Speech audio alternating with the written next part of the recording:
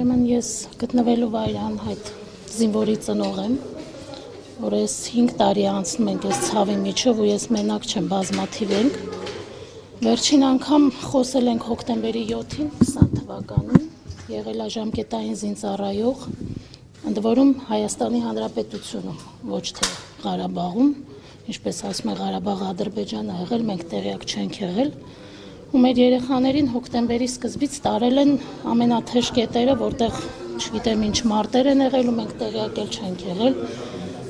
Ոչ մի տղա իր ծնողին չի ասել, որ պատերազմի դաշտում է։ Մենք իմացել ենք իրանք զորամասերում ծառայություն են իրականացնում, մնում էր 3 ամիս, որպեսզի ավարտեր ծառայությունը ու վերադառնար։ Ու հոկտեմբերի 7-ի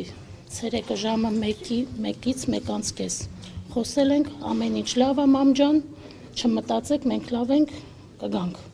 Ու եղբորն է ասում գիշերը, որ իրենք գտնվում են ջրականում։ Դա վերջին անգամն է։ Վերջին անգամ, այո։ Մինչև այսօր ոչ մի լուր չունենք։